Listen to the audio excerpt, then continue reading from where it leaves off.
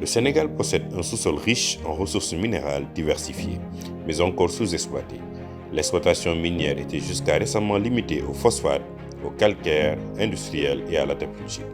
L'exploitation des phosphates en particulier constitue un des piliers de l'économie depuis l'indépendance du pays en 1960.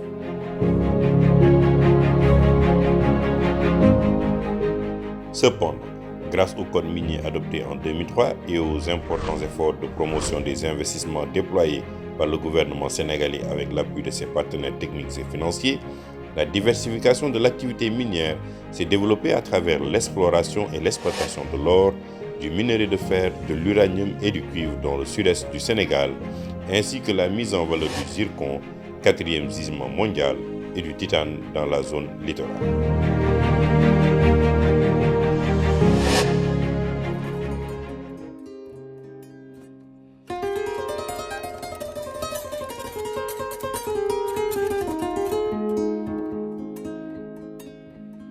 Alors, le réseau parlementaire pour la bonne gouvernance des ressources minérales RGM a été créé en 2015 et plus tard, effectivement, il s'est élargi pour également faire partie d'un réseau ouest-africain pour la bonne gouvernance des ressources minérales qui regroupe aujourd'hui 13 des 16 pays de l'Afrique de l'Ouest, la Mauritanie évidemment est dedans.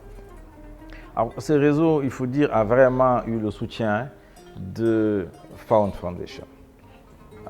D'abord, Found Foundation nous a permis de renforcer notre secrétariat, d'avoir l'embryon d'une administration pour pouvoir tenir et mener les activités que nous devons mener. Ces activités, ce sont d'abord essentiellement, évidemment, de renforcement de capacité des députés, puisque c'est une matière qui a toujours été présentée comme étant obscure pour tout le monde, pour le commun des mortels. Et il a fallu que les députés s'investissent pour savoir de quoi il s'agit. Et c'est comme ça, avec le soutien de Ford, nous avons pu aller dans l'est du Sénégal, au sud-est, autour de Kédougou, pour voir des mines d'or, pour voir les orpailleurs, comment ça se passe. Nous avons été également à Matam, ça c'est au nord-est, où il y a des mines de phosphate. Et puis au centre du Sénégal, qui est une région traditionnellement minière d'ailleurs, autour des phosphates, de la tapugite, etc., des calcaires et autres. Ça a permis véritablement aux députés de comprendre quels sont les enjeux et de pouvoir asseoir leur vision. Et dans cette affaire-là, il faut voir qu'il y a trois grands acteurs. Il y a l'État, qui est toujours là depuis longtemps et qui a son administration, ses ingénieurs, ses juristes. Les firmes minières, c'est des firmes multinationales hyper puissantes, très fortes, très bien organisées. Et puis, en face, vous avez les populations locales, plus ou moins délaissées en fonction des États. Et nous avons pensé, puisque les députés sont élus par le peuple, que nous devons être aux côtés des populations locales.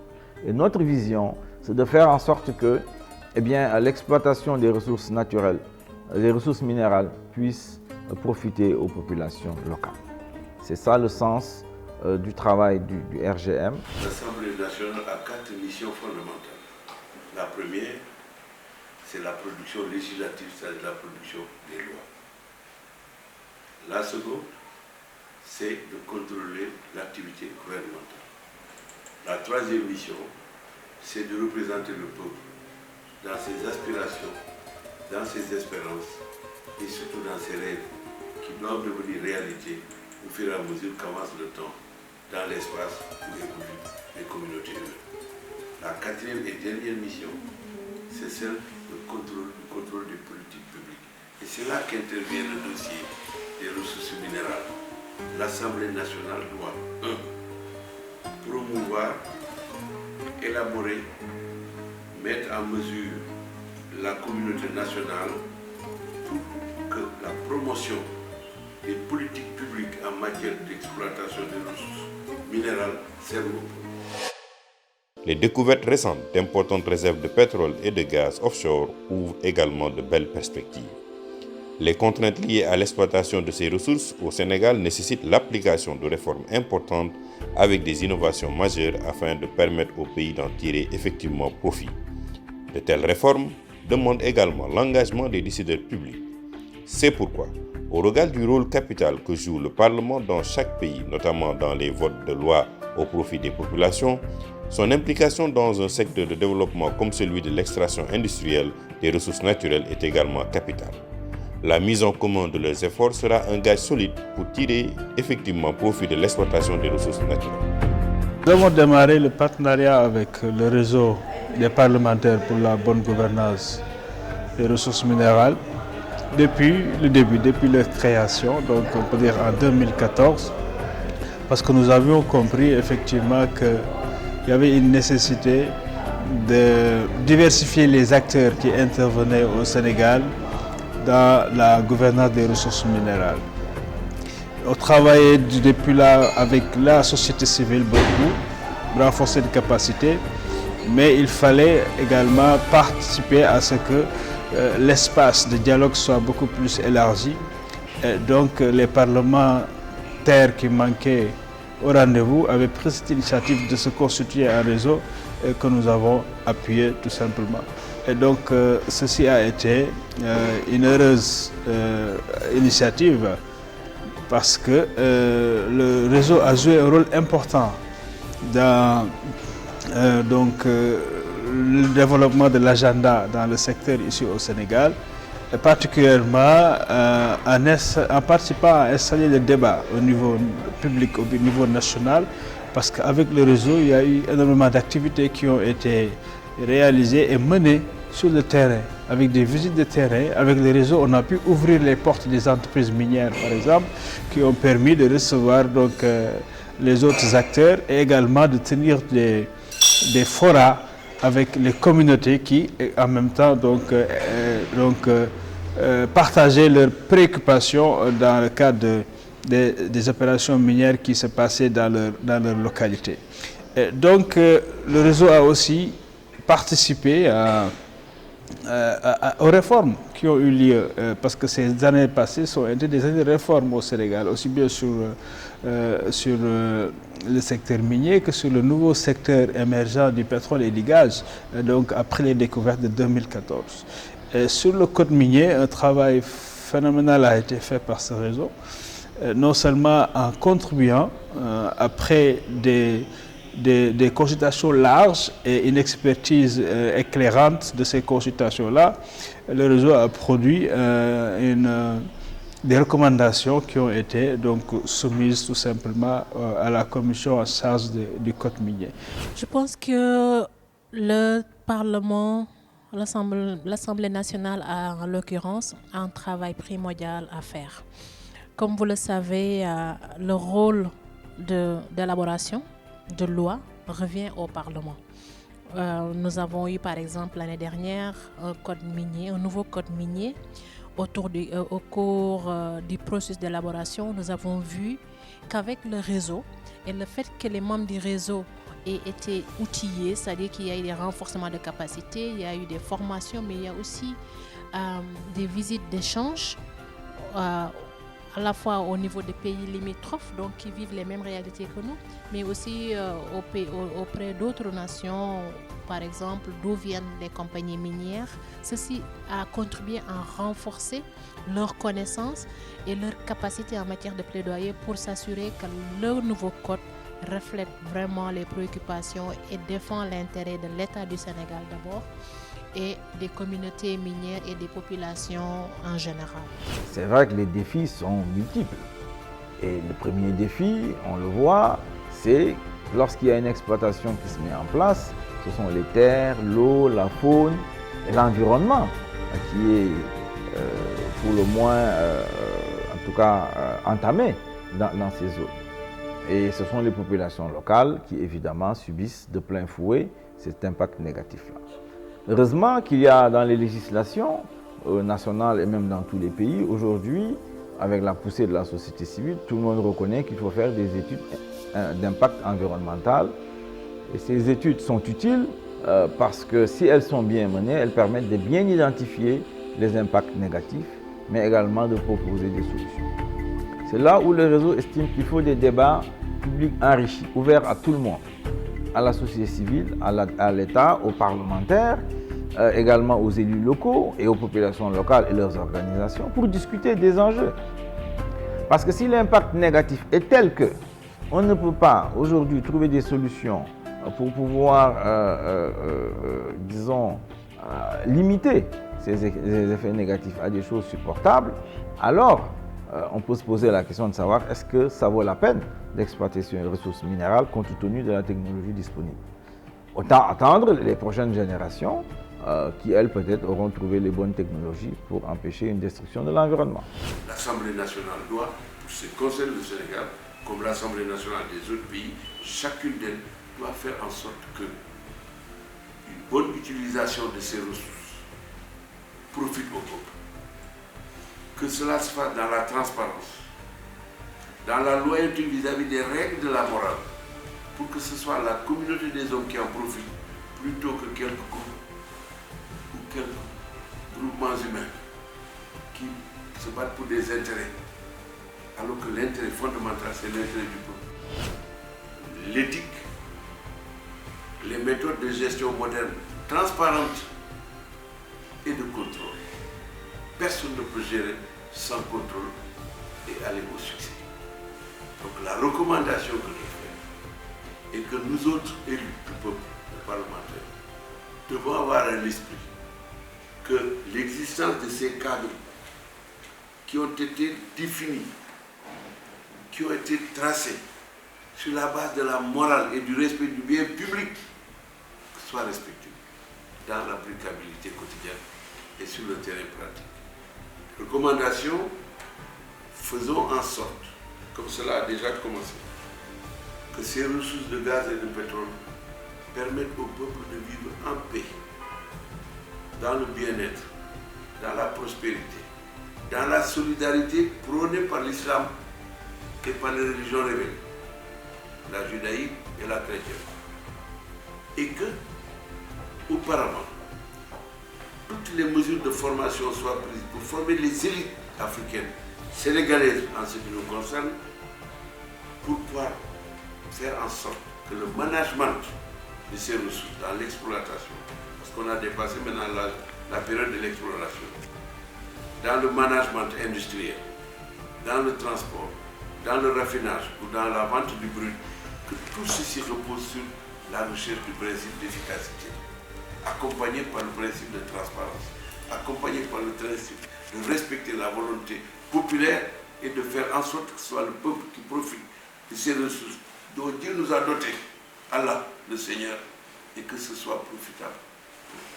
C'est ainsi que des parlementaires de la 12e législature se sont réunis en séminaire à Saly du 25 au 27 février 2015 pour mettre en place le réseau parlementaire pour la bonne gouvernance des ressources minérales, RGM, avec comme vision de promouvoir un dialogue multi-acteurs pour une gestion transparente de ce secteur stratégique et d'assurer la défense des intérêts des populations, en particulier celles qui sont affectées. Je pense que le RGM a un rôle très important à jouer, puisqu'il est censé défendre les intérêts des Sénégalais par rapport à la découverte du gaz et du pétrole dans notre pays. Maintenant que la loi a voté effectivement le code pétrolier et le contenu local, à l'image du code minier, il faut que dans le cadre du suivi des politiques publiques qui incombe aux députés du peuple que nous sommes, il y ait un suivi sur l'impact sur les populations, sur l'impact sur les bénéfices, sur l'impact de tout ce qui peut avoir trait à l'intérêt des populations de notre pays par rapport à ces importantes découvertes. Donc le rôle du RGM, c'est d'être en lien justement entre ces compagnies pétrolières et les intérêts du peuple sénégalais, me semble-t-il. Donc nous avons un rôle très important à jouer.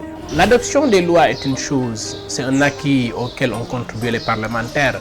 Mais les attentes fondamentales, c'est d'abord en termes de mise en œuvre même de ces lois qui ont été adoptées. Ça, c'est la première chose. La deuxième chose, c'est qu'il y a eu beaucoup de nouveautés dans le processus d'adoption de la loi pétrolière. C'est qu'il y a deux autres lois qui sont adjointes à elle, c'est-à-dire la loi sur le contenu local, ensuite la loi sur le partage des revenus. Donc je crois qu'en ce sens, les parlementaires devraient effectivement être les garde-fous même de la mise en œuvre de ces lois, de sorte que les populations puissent bénéficier des revenus. Et ensuite, il est important aujourd'hui, avec l'adoption de cette nouvelle loi, que les parlementaires puissent interroger l'ensemble des contrats qui ont été signés aussi bien avant cette loi que sous cette loi avec les compagnies étrangères, de sorte qu'on puisse garantir les intérêts des populations et de sorte aussi que les communautés qui vont être directement impactées, particulièrement les pêcheurs, soient au moins dans une dynamique de pouvoir être reconvertis à des activités qui pourraient leur profiter davantage. On parle d'exploitation de pétrole, d'exploration de pétrole. Qu'est-ce qu'on voit? On ne voit pratiquement pas d'entreprise nationale. Qu'est-ce qu'on voit? On voit que des étrangers. Et est-ce que cela est motivant? Est-ce que cela est réellement encourageant pour nous, la jeune génération? Donc, ce qu'il y a lieu de faire, c'est d'outiller davantage les sociétés locales pour qu'ils défendent eux-mêmes, pour qu'ils fassent eux-mêmes l'exploitation. Mais donner l'exploration aujourd'hui aux sociétés étrangères, et évidemment, demain ce sera le cas, si toutefois on continue à explorer, ce sera aussi au tour des étrangers d'explorer. Donc ce qu'il y a lieu de faire, c'est d'impliquer davantage les nations. Je ne suis pas nationaliste carrément, mais j'aimerais bien voir ce qu'on a longtemps prôné, le nationalisme quand même, pour prendre le dessus sur tout ce qui concerne des ressources qui ont été découvertes dans le pays. Je vois que les gens de ce pays, les fils de ce pays ont le droit de l'exploiter et d'en bénéficier. Nous pensons que les instruments qui sont en train de se mettre en place, les nouveaux codes et autres, etc., demandent à être appliqués, à être mis en œuvre. Et à ce niveau, je pense qu'il y a un travail de suivi et de prolongement de l'action de l'hémicycle que le réseau peut faire pour s'assurer, compte tenu de la mémoire qu'il a, donc de ce travail qui a été fait, qu'au niveau des locales, donc il y a une mise en œuvre effective de ces instruments-là. Et ce qui est plus important parmi ces instruments, c'est surtout les instruments qui permettent à ce que les revenus soient partagés. D'abord que les revenus soient optimisés, mais aussi que les revenus soient partagés avec les communautés locales. Et là, il y a quand même des dispositions plutôt du code minier par exemple, qui sont assez importants. Et également, il y a cette nouvelle loi sur le partage des revenus pour le pétrole qui mérite d'être donc suivie pour une application effective et que les revenus puissent bénéficier aux populations. Nous pensons qu'il faut regarder le problème au niveau de trois grandes rubriques. Il y a ce que l'État gagne, c'est l'aspect fiscal. Il y a ce que les populations locales et leurs administrations locales également doivent gagner dans l'affaire. On a tendance à l'oublier. Nous, le RGM, évidemment, étant aux côtés des populations locales, se soucie beaucoup de cette partie-là. Il y a également la partie de l'entreprise minière elle-même. L'entreprise minière, elle vit, l'État doit s'assurer que l'entreprise minière doit continuer l'exploration, doit continuer également à améliorer ses techniques, parce que ce sont ces techniques-là qui permettront de mieux limiter les dégâts sur l'environnement. Il y a également les travailleurs du Sénégal, par exemple, qui sont dans l'entreprise qu'il faut protéger, ce sont des Sénégalais. Il y a également des expatriés. Donc tout cela doit être regardé globalement et dans chaque compartiment et faire les comparaisons pour voir finalement dans l'affaire qui gagne et qui perd. Aujourd'hui, l'enjeu le plus important, c'est le suivi des politiques publiques. Et le dialogue multi-acteurs est important. Le suivi doit se faire par l'Assemblée nationale, certes, avec aussi aujourd'hui le réseau RGM, mais aussi doit être aujourd'hui un outil accompagné par les acteurs de la société civile pour mieux voir les impacts des nouveaux codes qui ont été votés, comment l'application de ces codes-là se fait au niveau local. Il y a beaucoup de questions liées à la péréquation, au reversement des dividendes aux communes impactées. Le contenu local avec aujourd'hui tout ce que ça soulève en termes d'emploi, d'opportunités pour les communes impactées et les populations qui, à la limite, cherchent à tirer profit de l'exploitation de ces ressources-là. Avec le pétrole et le gaz, le Sénégal se tourne aussi vers des enjeux énormes et le Parlement devra aujourd'hui prendre toute sa responsabilité pour continuer à travailler dans la transparence, mais surtout aussi pour veiller à la justice et à l'équité dans la redistribution de ces ressources. Donc je pense que il est louable d'avoir un tel réseau qui puisse poursuivre son travail dans le temps, mais surtout d'avoir aussi l'appui aussi bien des partenaires techniques, mais aussi des structures de l'État pour que le dialogue multi-acteurs soit plus vivace, mais pour que le dialogue soit productif et que le Sénégal puisse s'en sortir gagnant dans l'exploitation de ces ressources-là. Maintenant, il y a des aspects purement économiques. On parle souvent de la maladie hollandaise. C'est la situation inflationniste qui est créée lorsqu'arrivent ces revenus-là et qui proviennent pour une part de la hausse des loyers, du prix du mètre carré, du prix du terrain. Et ça, si ce n'est pas bien géré, évidemment, ça peut dégénérer en inflation. Et vous avez, comme le Nigeria, toujours depuis très longtemps, une situation où l'on a 10, 13, 14, 15% de taux d'inflation annuel. Et ça, ce n'est pas bien. L'expérience montre que ça frappe les populations locales et les pauvres. Et ça profite qu'à une petite élite. Et il faut éviter ça. Ça demande d'avoir des politiques publiques extrêmement rigoureuses. Et pour cela, il faut avoir des assemblées fortes, il faut avoir une société civile forte. Il faut avoir des institutions solides et le RGM travaille à ça. Et aujourd'hui, lorsque nous disons qu'il faut éviter la malédiction des matières premières au Sénégal ou dans les autres pays, ça veut dire qu'il nous faut dès maintenant poser les bases institutionnelles d'une bonne gestion, d'une bonne gouvernance des ressources naturelles.